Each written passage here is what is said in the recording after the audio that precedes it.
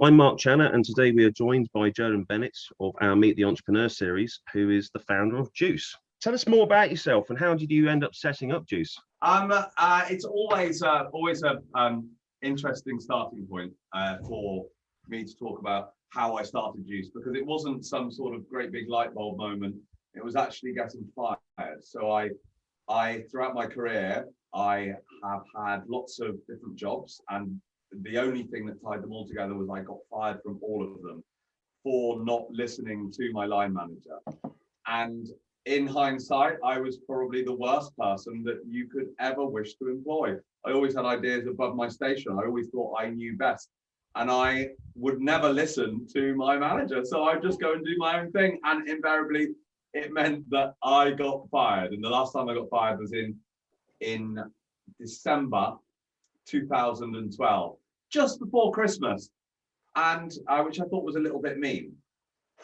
And so that was the last time. And at that point, I realized that I was going to continue to get fired. It was going to be something that was going to continue happening.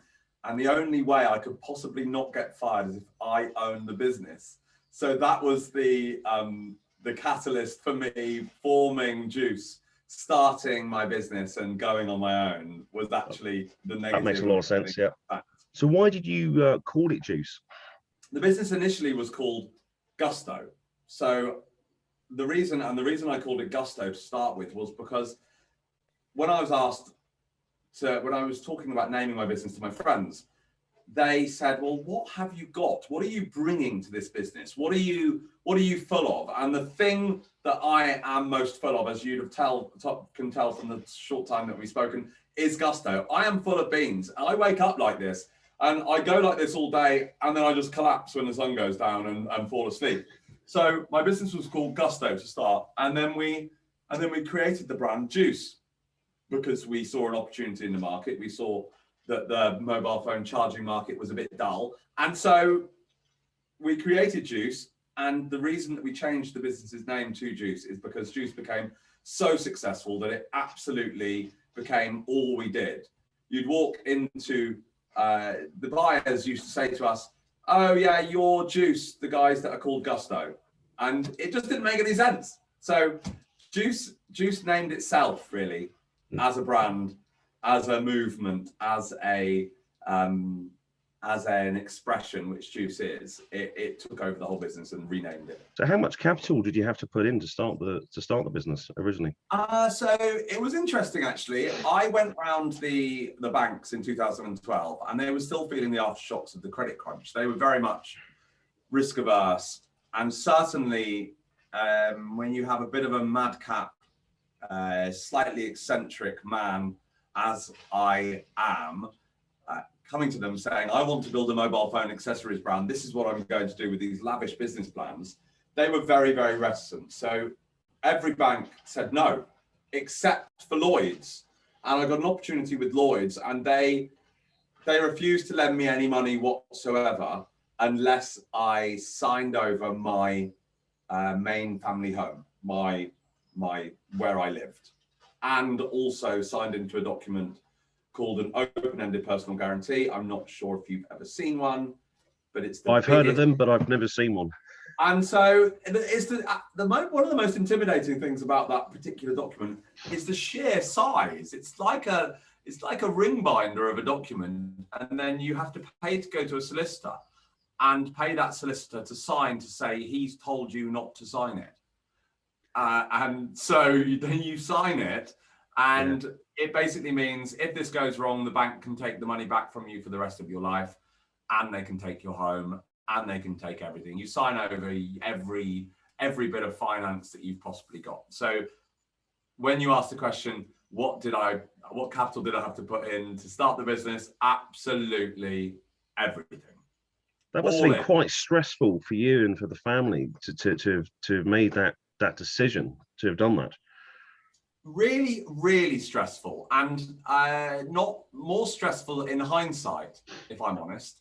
When you're in the midst of these things, you just get on with it and crack on, and you haven't really got a lot of choice. I found that looking back on the life that I had at that point, which was get up at 6 a.m, go to work, chuck myself against sharp rocks all day, 7 o'clock, go home, wake up the next morning and go. It was incredibly challenging, really stressful. Of course, I mean, you don't do it without having that level of, I think my case was quite extreme, but the commitment you have to show to what you're trying to achieve, you have to be all in. And I was all in every single sense. Yeah, hugely stressful. And also wonderfully fun and liberating and challenging. I mean, when do you get the chance to put everything on the line and back yourself that hard? It's a privilege in so many ways to be able to have that opportunity. And I hope one day, strangely, somewhere in the back of my mind, I hope one day that I get to sign an open-ended personal guarantee again. Is it something you would recommend to young entrepreneurs or any budding entrepreneur? Absolutely not. No. The way I started my business was very, very stressful, very, very hard, hugely rewarding and hugely challenging in equal measure. But there's smarter ways of doing it. And I didn't know those smarter ways. Like, for God's sakes, don't risk all of your money. You know, if you're going to put some money into a business venture, then get someone else to put some money in with you. Risk someone else's money.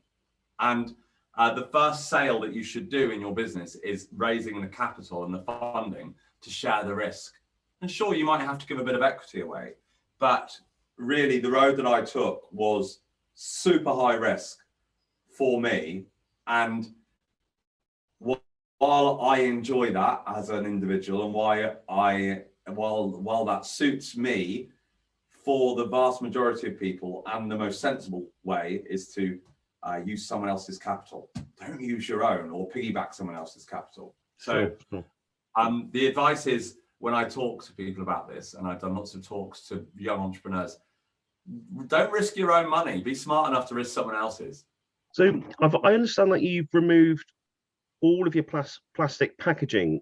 And did you take a financial hit to implement that without putting your prices up? We did, and it was one of those projects where my board of directors, who are hugely, very, very sensible, experienced directors. I'm thinking of my chief financial officer, Colette, when I say this. That Colette looked at me like I was mad when I agreed to put forward a cost increase. It was 200. The exact number was around £260,000 that we were just going to swallow in cost increase in order to change our packaging to recyclable material. That's a lot of investment. It's a huge amount of money, and there was no proof that there was going to be any sort of reward. In fact, the packaging didn't look as cool. There was an argument that said the packaging didn't look as good. So there was the chance that we were going to take this big cost hit and sales were going to drop. And so the £250,000 odd may well have just been the tip of the iceberg. Wow. And so the risk was ginormous. And as the majority shareholder in the business, I had the privilege of being able to make that decision and make that decision to say, come on, let's go for it. Again, a lovely risk for me to be able to take. Not quite all in, but certainly a huge commitment. I can see behind you, you've got some of your merchandise there. Could you show us some of your plastic-free products, please? Of course. So we, I've actually got a before and after. So we started off, let's have a look. Started off using, for our speakers, this really rigid Perspex material. Now, this material is Satan. It is non-recyclable. It uses a huge amount of oil to make. It feels premium. It's really heavy, but actually, the truth of the matter is that this material will end up in landfill and be around for 3,000 years, and it's just the wrong thing to use. but it's cheaper. It's all of the things that you would think. Then we took I haven't got the same speaker, but a similar shape.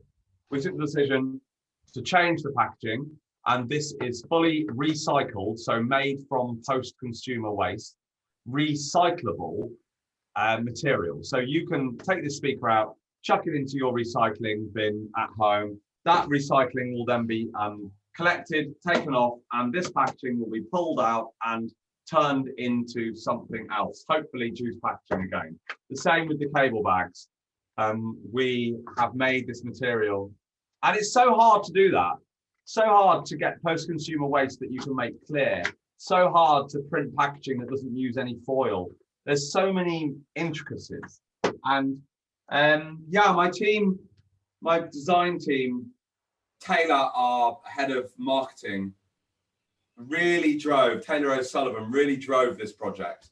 And there was so many man hours chucked into just all of the problems. And that has resulted in what you see today, really, which is we saw a ginormous jump in market share based on changing our packaging. Really heartening stuff that consumers, if you give consumers the opportunity to make the right choice, to make a positive choice for our beautiful planet, then they will do it. I was hugely heartened to see that consumers do care. And if business leaders are willing to give them an opportunity to show that, then they will show it. So have you had a big uptick in sales since you've gone green, effectively?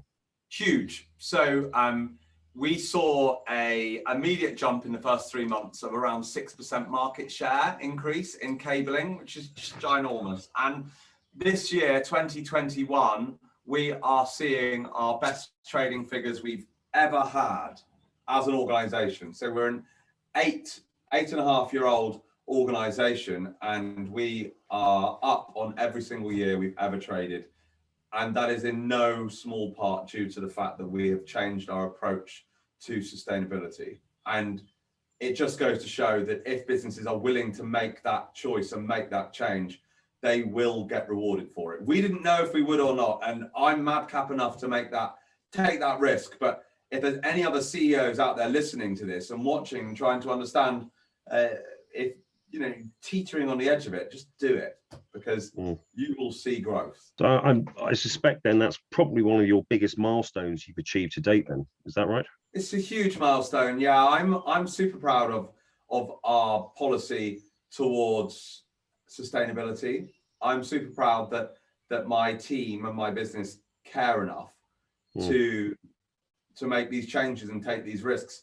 And I can't say enough how strongly Taylor O'Sullivan, who runs our marketing team, took this project. And I was petrified. That the sales were going to fall off a cliff, and she really kicked it. So when you have people in your business like Taylor who are very, very focused on environmental issues, then you will see huge amounts of change, as long as you get an executive team that are mad enough to back them. I was speaking to Jane Carley from Make More Noise, and Jane was telling me that quite an interesting story about you, and it was why should we be bothering about Mars when we've got so much to clean up on our own planet? Right. Yeah, I just thought that was brilliant. It's so true, isn't it? And everyone's sitting there going, God, it's amazing, these amazing trips to far off planets that are being made by leading superpower nations. The reason they're doing that is because they're looking at the prospect of our planet being broken. This should be a warning sign to us. We should be sitting there going, God, we need to start reusing the stuff that we're throwing away. We need to stop making so much stuff. We need to start, when we buy stuff that's going to last for forever. And I think that it's a real testament to humankind that consumers will get behind businesses that are giving them an option to change. And I think it's a damning indictment of humankind, that even when we go and explore planets like Mars, we are the first people to litter it by leaving all of our stuff behind. Yeah, And it's just, oh God, yeah, it's depressing. But the heartening thing for me, the main message I've taken from our project and this milestone in changing everything to recyclable packaging, removing all single-use plastic from all of our ranges, is that consumers care. And there's so many more good people out there than there are bad people. There's the bad people make lots of noise, and the good consumers out there who are choosing juice over brands that aren't quite so conscientious are making a huge amount of difference. So yay them, you know. And tell us about the brands. So I understand you provide products to John Lewis, Wilko, Amazon. Yeah, so we are very, very strong in the grocers. So people like Tesco's, people like Argos, Sainsbury's, our big accounts. You've got Boots. We've ranged with John Lewis. We don't trade with Wilko at the moment. We trade with Lidl, Aldi, like everyone you can think of out there. Ryman's. We've traded with O2. We've traded with EE. We've traded with Vodafone. We're in Ireland. We're in about 25,000 stores. Amazon's a big account for us, obviously. Yeah, we're all over the place. We're still hungry to do more, but Juice is battles with Belkin to be the market leaders on different categories. But in cables, we're de facto market leaders on everything. So, what advice would you give to someone to push their, or what advice would you give to someone as to how to push their products into those stores? It's really interesting. So I don't want to give away all my trade secrets, sure. But the thing that I have got that other people, that I've got more of than lots of people, is resilience. And you don't get anything the first time round. It took me 37 voicemails to a buyer called Annie Charlton, who Annie Charlton was the buyer that John Lewis that gave me my first shot. And I'll forever be grateful to Annie for giving me my first opportunity to range in any retailer. But I left her 37 messages before she called me back. And if I'd have maybe done 36 or 35, maybe I wouldn't have got that shot. Maybe Juice would have fallen over into the abyss. I'd have lost my home. And right now I'd have been working for a corporate, hating my life. I'd probably been fired a few times actually over the last 7 or 8 years. So yeah, so you know, the advice is keep going. Find someone as absolutely lovely as Annie Charlton that's willing to give you a chance and give you a shot. And if you keep pushing and keep looking, you will find that person. What business lessons have you learned throughout the pandemic? That's a really good question, and not one I've been asked before. I think that when you grow a business and when you're running a business, you run the risk. You go through the early startup stages where it is like being in a boat in a constant storm. You're being battered from every single side. Everything's going wrong. Bits are falling off. And then as you go through that growth phase and things become a bit more stable, so your cash flow settles down, your P&L trading gets a little bit more consistent, your brand gets more established, you can get to the point where you're a little not complacent, but perhaps more relaxed. And I think the biggest lesson that every single business on planet Earth would have learned during this pandemic is the world can change. It can spin on a dime, and all of a sudden, everything is upside down. Never count on anything. A year ago, I was sitting in a situation where most of my customers had closed. I had stock coming out of my ears. All of my deliveries for them were piling up in my warehouse. And at that point, you really get to know the people you're trading with, understand the businesses that you're trading with. And I have to say, the Tesco's And Argos Sainsbury's are have been two of the most supportive businesses that you could have ever asked to partner with during this process. They get such a bad rap, but I'm a supplier to both of them, and they made the decision as organizations, even though their demand was through the floor, they didn't need the stock. They took all of the stock from me. And as a medium-sized enterprise, you sit there and those ginormous organizations have that conscience. So yeah, I'll be super, you know, we've represented to them that we'd like to express our thanks, and publicly today they were hugely supportive, and you only ever hear the bad news about that. So the lesson, rambling back to my point, is that everything can change instantly. Don't get too settled. With most of the country or half the country still working from home now, tech is one of the biggest things that businesses have been buying, and individuals like ourselves. Have you seen a rise in certain areas of your tech being sold? Totally. So we've seen massive drops in certain areas like the power banks. So these power banks that we sell for use when you're out and about. But cables, home chargers have gone absolutely through the roof because people are stuck at home, and we're expecting, for as the summer unfolds, the beautiful summer that we're seeing at the moment unfolds, we're expecting the power bank market to come back, and there'll be an overall gain.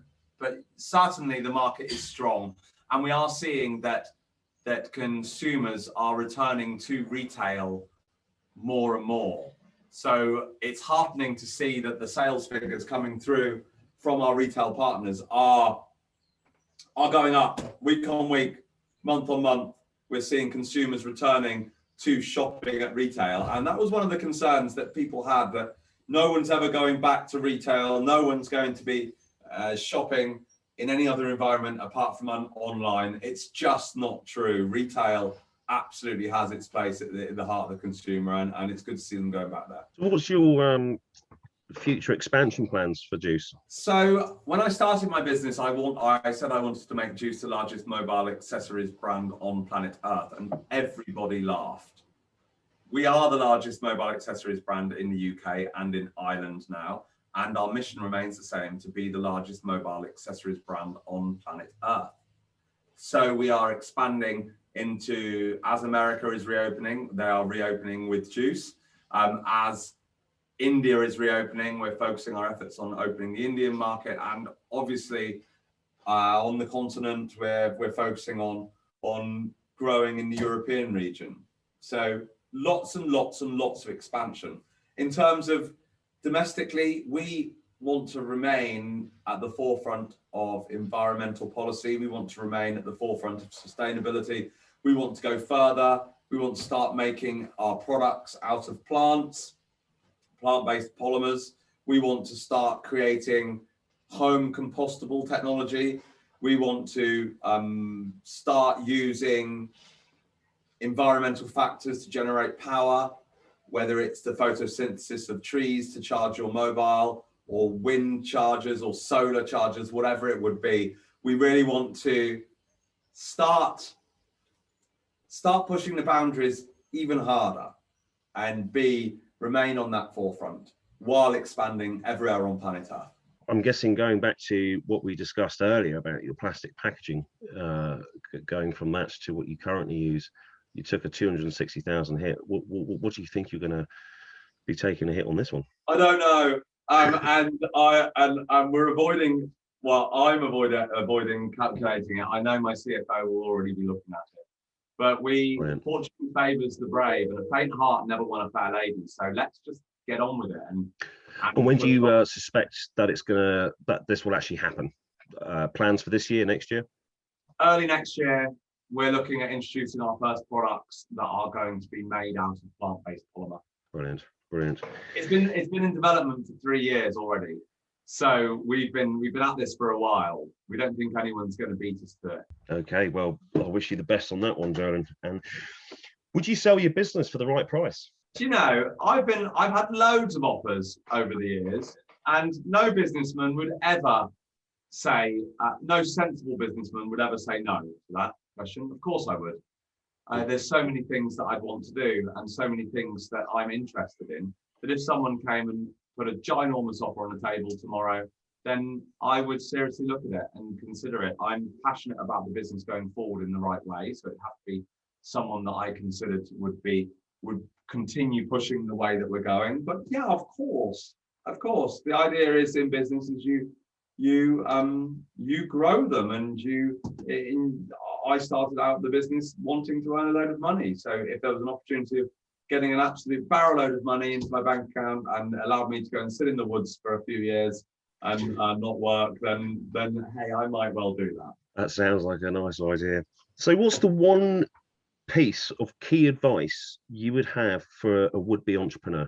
Every interview I do, there's always changes. I always get asked the one key piece of advice, and so anyone that's listened to anything that I've ever done before, I'm really sorry, but I always there's loads of different things in my mind, and I think the thing that I got taught at an early age was knowing is never enough. So get on with it. It's all about doing. So don't pontificate, strategize, dither for too long. Step forward and do it. And it doesn't need to be perfect. Another thing I learned from my first boss, a guy called Angus Dorr, who I would cite as my main mentor in my career, is good enough is good enough. So get on with it.